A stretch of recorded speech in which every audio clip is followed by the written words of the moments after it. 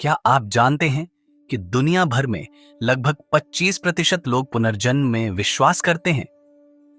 जी हां, चाहे आप इसे एक दिलचस्प विचार माने या एक असंभव सिद्धांत, ये आंकड़ा निश्चित रूप से आपका ध्यान खींचता है।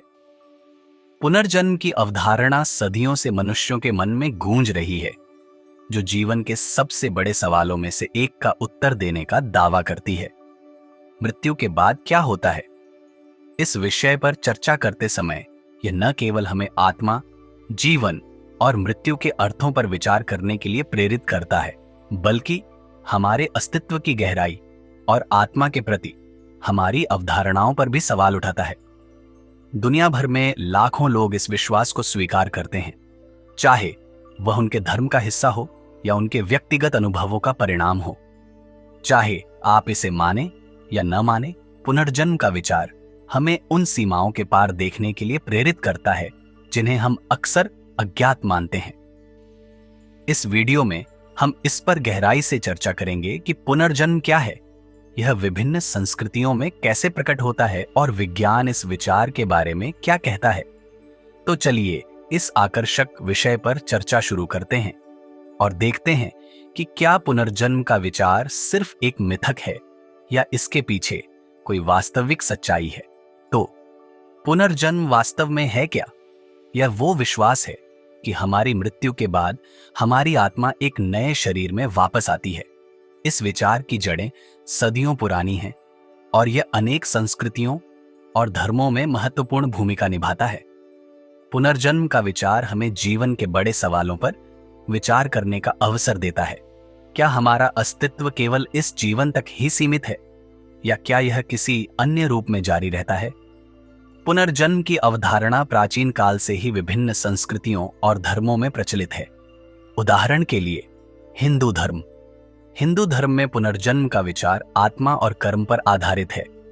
आत्मा अमर होती है जबकि शरीर नाशवान है। जब एक व्यक्ति मरता है तो उसकी आत्मा एक नए शरीर में प्रवेश करती है और इस जीवन के कर्म इस बात को निर्धारित करते हैं कि अगले जन्म में वह आत्मा किस रूप में जन्म लेगी। इस चक्र को शत संसरण कहा जाता है और आत्मा तब तक जन्म और मृत्यु के चक्र में फंसी रहती है जब तक कि वह मोक्ष प्राप्त नहीं कर लेती। बौद्ध धर्म में पुनर्जन्म का विचार आत्मा के बजाय चेतना के पुनर्जन्म से जुड़ा है। बौद्ध धर्म में निर्वाण की प्राप्ति तब होती है जब कोई व्यक्ति जन्म और पुनर्जन्म के इस चक्र से मुक्त हो जाता है। बौद्ध धर्म में भी यह माना जाता है कि पिछले जीवन में किए गए कर्म वर्तमान जीवन को प्रभावित करते हैं। जैन धर्म भी आत्मा के पुनर्जन्म पर विश्वास करता है। जैन धर्म में आत्मा को शुद्ध और अनंत माना जाता है और इसका अंतिम लक्ष्य मुक्ति प्राप्त करना होता है, जहां आत्मा सभी प्रकार की सांसारिक बाधाओं से मुक्त हो जाती है। प्राचीन ग्रीक दार्शनिक प्लेटो ने भी आत्मा के अमरता और पुनर्जन्म के विचारों पर विचार किया। उन्होंने तर्क दिया कि आत्मा शाश्वत है और इसे अलग अलग शरीरों में पुनः जन्म मिलता है। प्लेटो के अनुसार आत्मा मृत्यु के बाद विभिन्न जन्मों के अनुभव से गुजरती है और ज्ञान प्राप्त करती है। पुनर्जन्म का विचार सिर्फ एक धार्मिक अवधारणा नहीं है, बल्कि यह मानवता के जीवन, मृत्यु और अस्तित्व के बड़े सवालों पर विचार करने का एक तरीका भी है। यह हमें यह सोचने के लिए मजबूर करता है कि शायद हमारी आत्मा, हमारे अनुभव और हमारे कर्म इस जीवन के बाद भी किसी रूप में जारी रह सकते हैं। अब असली चुनौती यह है, हम इन आध्यात्मिक मान्यताओं को विज्ञान की शंकालु दृष्टि से कैसे मेल कर सकते हैं। पुनर्जन्म के बारे में विचार अक्सर व्यक्तिगत अनुभवों, सांस्कृतिक विश्वासों और धार्मिक परंपराओं पर आधारित होते हैं। लेकिन क्या यह संभव है कि इन मान्यताओं के पीछे कुछ वैज्ञानिक सच्चाई हो? विज्ञान और पुनर्जन्म के बीच यह मतभेद एक गंभीर चुनौती पैदा करता है। विज्ञान ठोस प्रमाण और अनुभवजन्य डेटा की मांग करता है, जबकि पुनर्जन्म की मान्यताएं आमतौर पर व्यक्तिगत अनुभवों और विश्वासों पर आधारित होती है। आध्यात्मिक विश्वास और अनुभव। कई लोग अपने जीवन में ऐसे अनुभवों का हवाला देते हैं जिन्हें वे पिछले जन्मों से जोड़ते हैं। कुछ बच्चे दावा करते हैं कि उन्हें अपने पिछले जीवन की यादें हैं, जबकि कुछ लोग उन जगहों या लोगों को पहचानने का दावा करते हैं जिन्हें उन्होंने कभी इस जीवन में नहीं देखा। इन अनुभवों को देखकर यह सवाल उठता है कि क्या इनमें कोई सच्चाई है या यह केवल संयोग या हमारे मस्तिष्क के जटिल कामकाज का परिणाम है। विज्ञान की मांगे। दूसरी तरफ वैज्ञानिक दृष्टिकोण यह है कि जब तक किसी चीज के समर्थन में ठोस प्रमाण नहीं होते तब तक उसे सत्य नहीं माना जा सकता। मस्तिष्क विज्ञान, न्यूरोसाइंस और मनोविज्ञान इस पर ध्यान केंद्रित करते हैं कि स्मृति और चेतना कैसे काम करती है। वैज्ञानिक दृष्टिकोण यह सवाल करता है कि क्या आत्मा जैसी कोई चीज होती भी है, और अगर होती है तो यह कैसे कार्य करती है। विज्ञान चेतना और आत्मा के अस्तित्व पर सवाल उठाता है, क्योंकि अभी तक कोई वैज्ञानिक उपकरण या पद्धति आत्मा को मापने या इसे प्रमाणित करने में सक्षम नहीं हुई है। इसके अलावा मृत्यु के बाद क्या होता है, इसे लेकर कोई ठोस प्रमाण मौजूद नहीं है।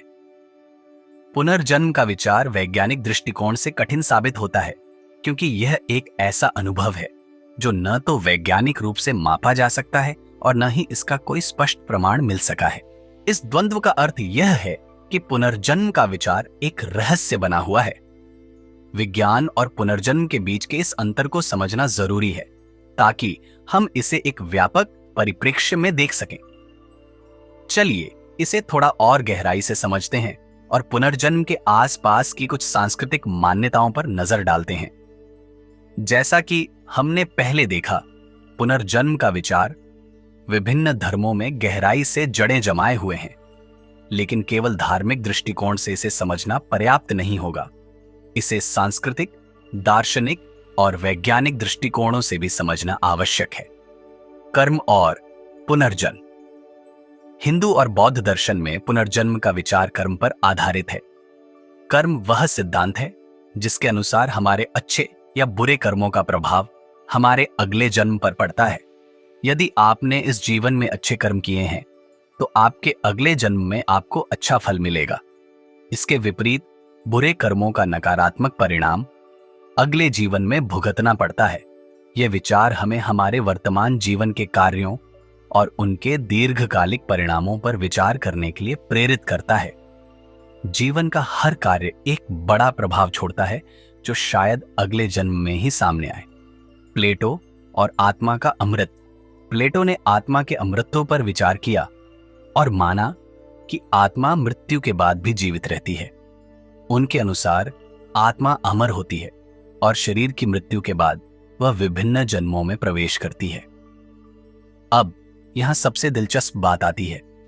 हाल के अध्ययनों ने कुछ ऐसे मामलों को उजागर किया है जो जीवन, मृत्यु और उसके बाद क्या होता है, इस पर हमारी समझ को चुनौती देते हैं। उदाहरण के लिए कुछ लोग ऐसे हैं जिनके पास पिछले जन्मों की विस्तृत यादें हैं जो उनके लिए संभव नहीं हो सकती। ये कहानियां हालांकि वैज्ञानिक रूप से सिद्ध नहीं हैं, लेकिन वे हमारी जिज्ञासा को बढ़ावा देती हैं और हमें परंपरागत सोच से बाहर जाने के लिए प्रेरित करती हैं। क्या हमारी उपस्थिति में कुछ ऐसा है जिसे हम अभी तक पूरी तरह से समझ नहीं पाए हैं? अंत में, पुनर्जन्म पर विश्वास एक जटिल और बहुआयामी विषय है। हमने देखा कि यह कैसे विभिन्न संस्कृतियों में गहराई से जड़ें जमाए हुए हैं और यह विज्ञान की शंका के साथ कैसे टकराता है। मिथक और विज्ञान के बीच चलने वाली यह बातचीत दिलचस्प है और यह हमें याद दिलाती है कि जीवन, मृत्यु और उनके बाद क्या होता है, इस बारे में अभी भी कई अनुत्तरित प्रश्न हैं।